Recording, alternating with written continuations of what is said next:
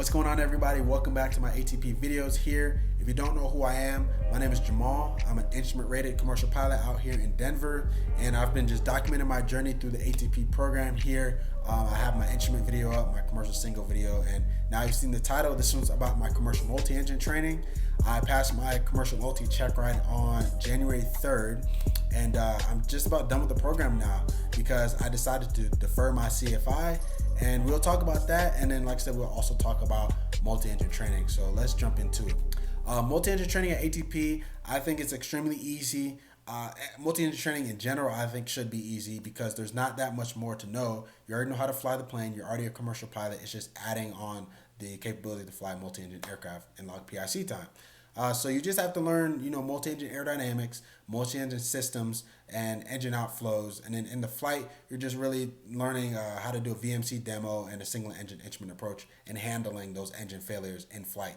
That's pretty much all the new things that you're doing as far as the check ride goes. You're honestly doing less because you're not doing all the ground reference like lazy eights, eights-on pylon, chandelles, and all that good stuff. You're not doing those maneuvers in your add-on. So multi-engine is fairly simple. Yes, it's faster. Yes, it's a little bit more busy, and it just makes it more fun, in my opinion. You're going faster.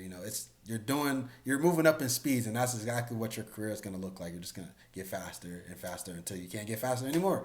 But I enjoyed multi-engine training at ATP. I have nothing to complain about. Like I said, the instructors are extremely knowledgeable.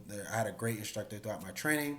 I'd also like to add that at ATP, your MEI, your multi-engine instructor, is only teaching in the multi-engine airplane, which I think is extremely beneficial to not only me as a student, but to the instructor as well, because they're building hundreds of hours of multi-time, which is making them highly competitive to get a job after being an instructor. And then for me, I know that I'm getting quality instruction. My instructor is proficient and flies his plane every day. And I just think it makes me more at ease knowing that. Especially because the multi-engine, it comes with its own challenges, and some things are more dangerous in a multi-engine than in a single engine. So just knowing that I have someone right there that has a bunch of experience in this plane, it just makes training that much more smooth. And that's why I said ATP instructors, my instructors are phenomenal. Like, their experience is through the roof. So let's jump into deferring CFI and what that entails, all right? So when you defer your CFI ATP, you still get your hours, right? So at ATP, you get 25 hours of multi allotted towards you. Now, if you don't defer, those 25 hours are divided up between your commercial multi, your CFII, and your MEI. Now, if you defer CFI, you just get all 25 of those hours straight to your commercial multi. Now, that's where people get confused. They wonder if they get a refund or not, if the program is going to be cheaper. Well, no, because you're still using the hours. And then the cost of the check ride is coming out of pocket. I mean, you could take that money and add it onto your loan so you don't have to find means to get it from working or from somewhere. So you can just put it into your loan. But if you don't use it, it's going to go back to the lender. It's not going to go to your pockets. So keep that in mind, that the program is not cheaper because you deferred CFI. Also, a thing to keep in mind is that when you defer CFI, ATP, they no longer charge the program at a bundle rate. And think of it as a value meal. If you order a number 5, it's going to be cheaper than if you order everything on a number 5 separately. It's going to be more expensive. So that's how the program is at ATP. Now, it's not a drastic difference. They're not charging you like an extra 10, 20 grand, but it is going to be a couple hundred, maybe $1,000 or $2 more expensive if you defer your CFI because they're charging you individual flat hour rates instead of that bundle deal.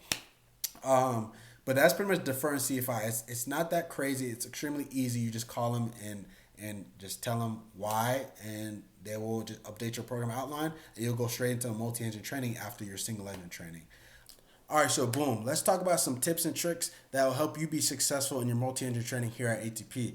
So the first thing I want to touch on is tabbing out your checklist. Now, this is extremely beneficial because, as you see, it's notebook style, and it holds a lot of information, which is great. But if it's open to a page and it slides out your lap, boom, you lost your spot. If it's not tabbed out, you're going to be flipping through this thing for days. You're trying to find where you were last at. So, save yourself some time and tab it out. It helps a lot, and it just makes everything a lot smoother. Now, the trick I use to tabbing things out is to tab the page before. So, for example, you see I have the after landing checklist right here. If I want to go to the after landing checklist, I just pull the tab, and then, boom, after landing checklist is right here. Now, why you want to tab the page before is because if you tab the exact page, you're going to pull to the next page. So, for example, right here, I have my shutdown terminate checklist right there. If I pull my shutdown terminate checklist, you see it goes to a different checklist. And that's because the exact page that the shutdown terminate checklist is on, I tabbed it. So I would have to pull back, and now that's the checklist I want to go to. And that makes all the difference when you're actually in the plane and you're trying to fly the plane, you're going fast, you're talking on the comms. The last thing you want to do is flip to the wrong page. So it just helps you can just pull it and then boom, go straight to the checklist that you want to go to. Also, tabbing out your training supplement. This is beneficial because this has all the maneuvers that ATP wants you to do, or not ATP, that the FAA wants you to do, but it has the way that ATP wants you to do the maneuvers, like this. So we have our maneuver checklist, pretty much, our flow. Also has your V speeds, each system on the airplane. So right here, we have systems on the airplane. It explains like our heater, our pitot-static. It's kind of like a mini abbreviated POH is in here, but don't supplement this for your POH. This is just, secondary information. Your POH is where you get all the exact information. This is just something short so you can flip to it and be like, oh, wait, how many sumps do we have? Or, oh, wait, how does our heater system work? Just something quick to just look at. But don't use this to, initially learn the system.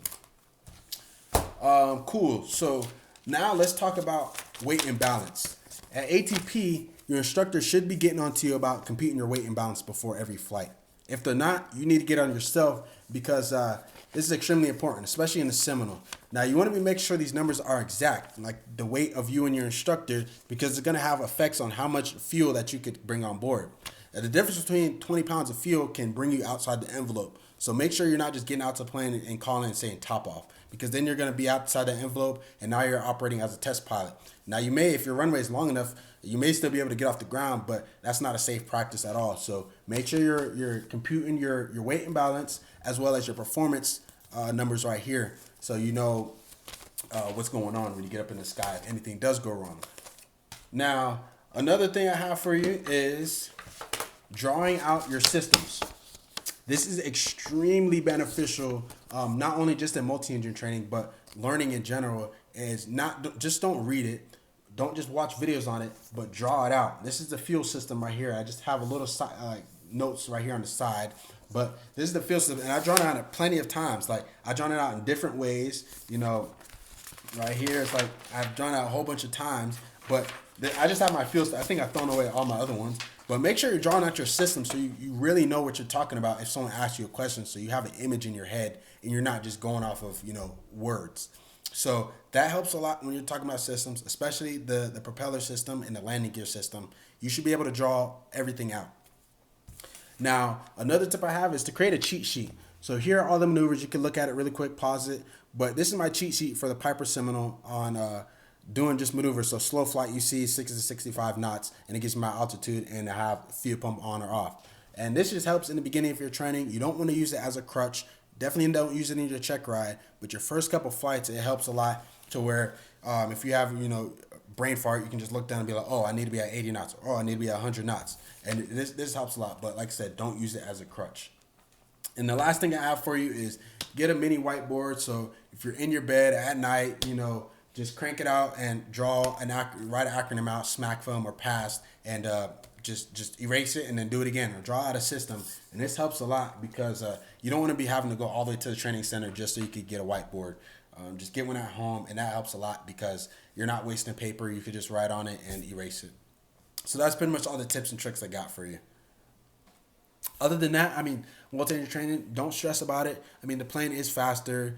It'll catch you off guard at first because, you're rotating at like 70 knots, coming out at 88. Significantly faster than the 172, and you land significantly faster as well. But just try to slow it down.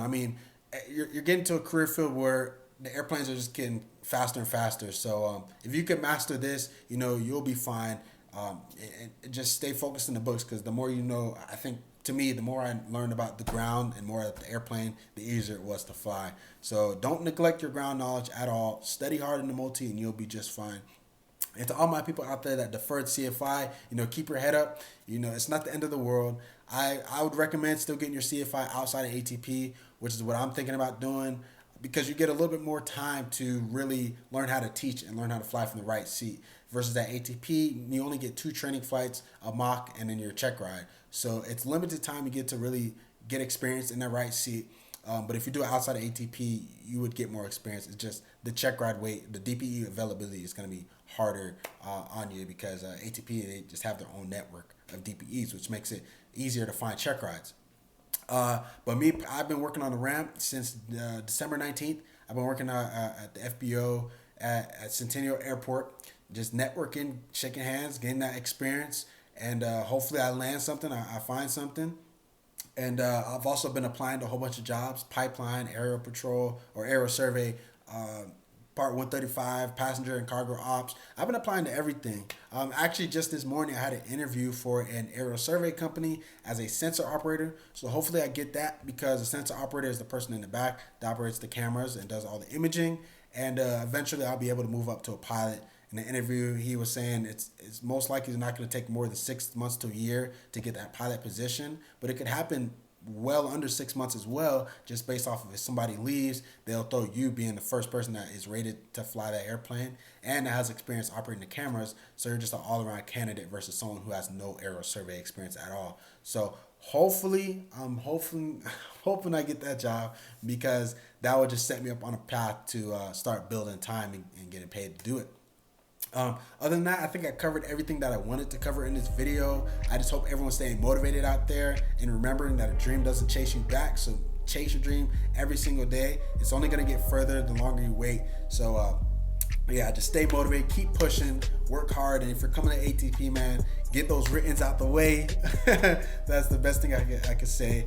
And yeah, that's about it. This is probably going to be the last ATP journey video series that I have for you all, because like I said, I deferred my CFI, but hopefully I can still find ways to make content for you all, because I know, I've been on a roll here and I got a whole bunch of subscribers that's probably waiting for content.